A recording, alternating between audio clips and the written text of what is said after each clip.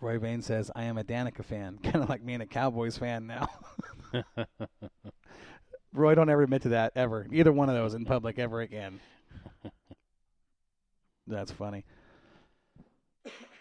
So, Gary, we've got I don't know if we're going to participate tomorrow morning or not with the birthday cruise. I know you're involved with a big group of hot rodders, and there's a little boy that's having a birthday in Albany, and everybody wants to do a birthday cruise for him. And I believe we have a gift for him from Moxie Media and Promotions, and I think that if you go, maybe we'll just jump in the old Skylark with you and head down that way. And down. Yeah, why not?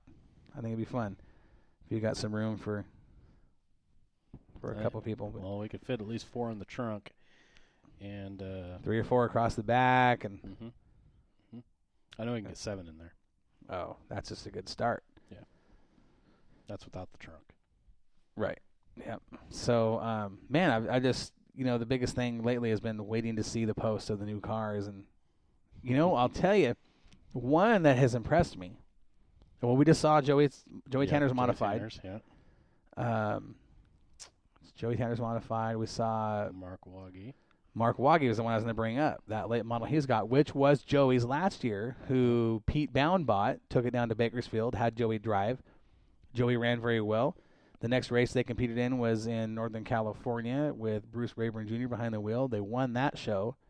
And for whatever reason, there was a deal made with Woggy for Woggy to acquire that car. And that car it's white out, man. Everything is white, and if it's not white, it's fluorescent yellow. It's a really cool-looking car. It is very cool. It's a cool-looking car, even without graphics. It's just super clean. Reminds me of my quad.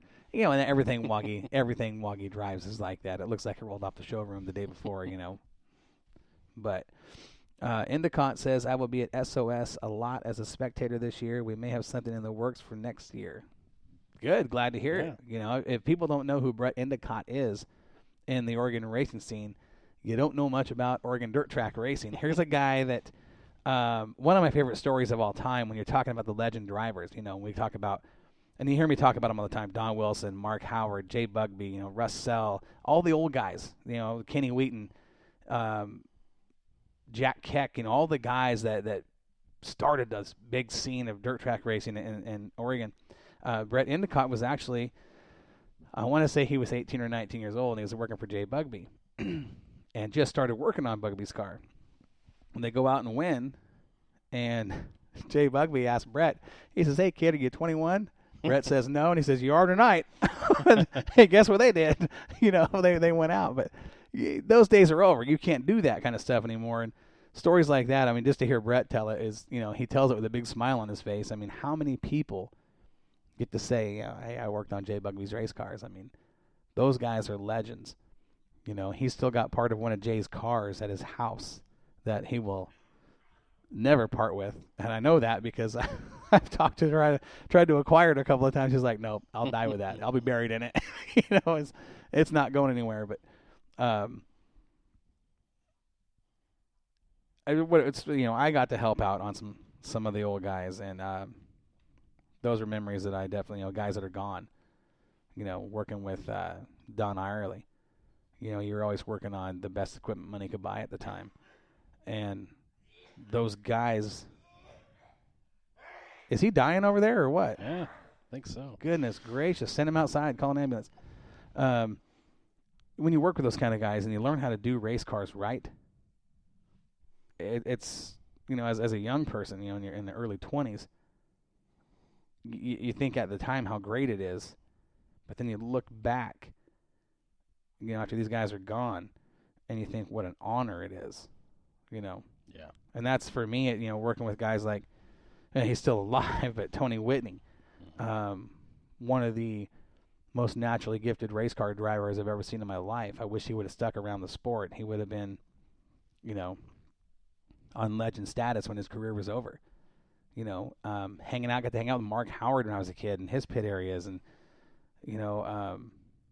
those guys were truly heroes. Heroes. Well, I look at racing. I started going. I was probably just barely able to walk. That was me. But, you go and you start looking up to these guys when you're a kid. You can't wait for summertime. No, you Oh, can't yeah. because, it's the highlight of your year is the summertime and going out and watching these guys that are you're truly they're your heroes when you're Right. that age, and when they're gone, it's that's what sucks about death is it's so final. Mm-hmm. I mean, those are the guys you wanted to be like, when you were a kid. Some people want to grow up and they want to be like Tiger Woods or Michael Jordan. We were wanted to be like our local dirt track heroes, man. I mean, how cool is that? I mean, I remember drawing pictures of my favorite drivers, race cars and other cars on the track, and then I'd get them to autograph, but then I'd hand it back to them, because it was for them to keep. It wasn't for them to sign for me. It was for them to keep, because I wanted to give them something. I remember doing that as 5, 6, 7, 8 years old, that's Here I am cool. drawing pictures of the race car and giving it to them. Mm-hmm. And, I never really, I don't think I ever really got too many autographs per se from drivers. I wasn't like that. I did a little, not very often, but I did a little. In fact, one I still have to this day. I've got a bunch of them, but one that I know where it is actually when I was a kid, a little kid, actually. And I was thinking about this the other day.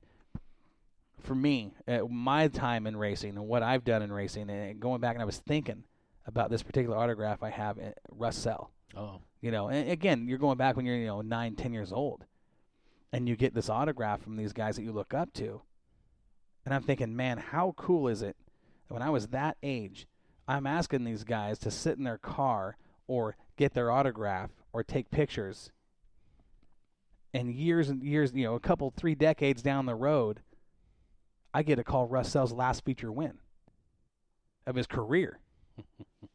I mean, how cool is that? I mean, you don't have to.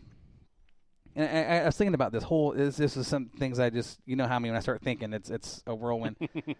But you start thinking about racing, and what makes racing great is it takes all of us. It takes all of us, whether you're a driver, a crew chief, a sponsor, a fan in the stands, Yep. a writer, a photographer, an announcer. What it takes everybody to make this thing as great as it is. And it might not be great to the rest of the world, but this is our thing. This is our That's world. right. That's right. That's what makes it great. I mean, I got to think about, as a kid, watching these guys I wanted to be like, and years later, I'm inducting them into a Hall of Fame. Right. And I'm not going to lie, I cried like a little baby on some of these. I mean, it was hard for me to do, especially guys like Don Wilson. My first hero, other than my dad, my first hero in life. Don Irely, who I worked with, wasn't just a race car driver to me anymore. He was a friend. He was a mentor. In some ways, a father figure. Some of the conversations we had. Bob Jeffrey worked on his car. Spent a lot of time at his house in Salem when he lived down the street from me. Another guy that, when you're just a punk kid and he's already been there and he's giving you advice. And, I mean, for me, that stuff is cool because I didn't know many kids that were in that position, At the time, it's just like, you're thinking to yourself, how great it is. This is so cool. But like I said, years later when you're grown and you look back on what's been, it's an honor. It's an honor to have had that experience. And I know that those are moments in my life that I hold dear to my heart. There's been a lot of those over the years too. When you start thinking about I started going to the racetrack when I was 2. Like you said, summers were spent to watch your heroes race, to see your friends in the stands, or the kids you grew up with at the racetrack. Yep.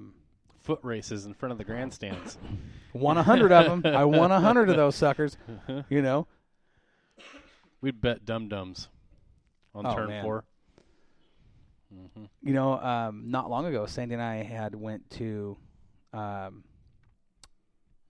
a good buddy of mine that I grew up with. He's been in Arizona the last 20 years, and I don't get to see him very often. And he says, hey, grandson was born. We're heading to Oregon. We'll be there for a few days. I thought, awesome, great, let's get together. Didn't hear anything from him. Well, then his cousin calls me and says, hey, listen, Jason don't know, but we're having to get together for him, and da-da-da, and I really need you there. I was like, tell me where, I'm there. Well, it was cool because I come walking in, and there was a couple other racers' kids there. You know, Jason was there, and Jason was a racer, and we all grew up at the racetrack together. Then in walks, you know, Johnny Schuler's daughter, Julie, who grew up with us at the track. And then all these other, you know, kids that are now adults and have kids and grandkids of their own. You know, we're not young anymore. It was kind of like this reunion of, you know, these people that have been special in your life. It's like, man, we're looking around going, hey, you remember when when so-and-so, and we, you know, we were probably there for maybe an hour and a half, 2 hours. But it was so much fun because half of the talk wasn't about Jason's new grandkid. It was about the stories growing up. And I thought, man, how cool is that? You know, that's kind of what our Saturday nights are now, growing up, you know, going to the track and talking about who did what last week, or, you know, someone pulls in, oh, I remember watching that guy at this track do this. And, you know, those are the times that's what this whole thing for me is about. Yeah. You know, it's not, I mean, people get wrapped up in the drama. People get wrapped up in all the he said, she said. I'm just there for a good time to see the people that I enjoy being with. Yeah. You know, and there's been a lot of that over the years growing up in this sport that makes it, you know, it's such a great deal. You know, to us, it's a great deal. Yeah. Special moments. Well, when I was racing, I didn't really get into the drama scene.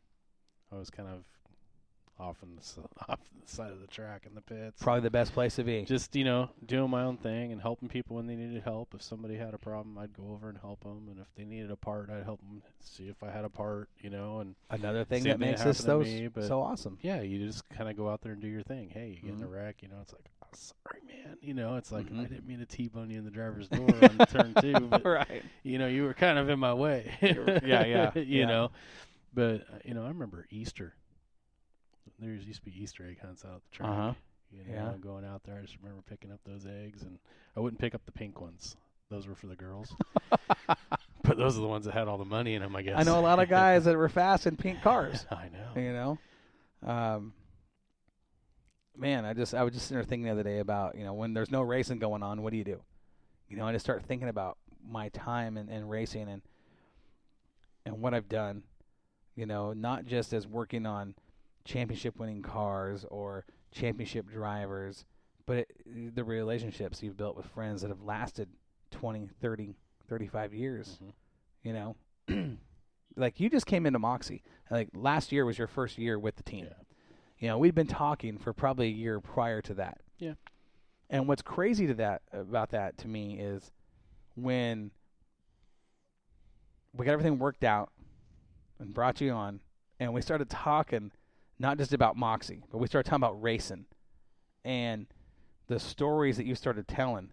I'm like, dude, I was there for that. I was at that race. I remember that, you know, and how many of those. I mean, there's so many races that we talked about where this guy did that and then this guy did, you know, I was there for that.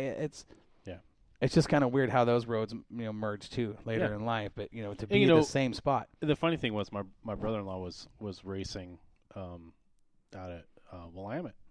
And so he was too shy to really talk to anybody. So you come around and do the pit cruise, you would, you know, I'd give you the info slip and all that, you know, and so we had talked about the car and stuff, but never really. Not on this level. Yeah, not on this level. And, you know, it's just weird how different paths, especially in the racing communities, kind of end up going in different directions, you know, where you end up buying a race car from somebody and you end up being friends with them for rest of your life. How many years, you know, and it's like, wow, you know, that's kind of crazy. You know, you look back on that and it's like, yeah, that was your 15th race car, right? Yeah, that was my first. Right. Yeah. Well, and that's funny because going back to my buddy, I was talking about Jason Scott. We grew up at the track, you know. We grew up at Willamette. His dad was on the team. His dad raced. You know, my dad raced when I was a little bit, you know, when I was a little kid. And him and I sat in the same section of stands for years. And for years, we evil-eyed each other. I didn't like him. He didn't like me. And we never even spoke a word, but each of us knew how we felt about each other. And you want to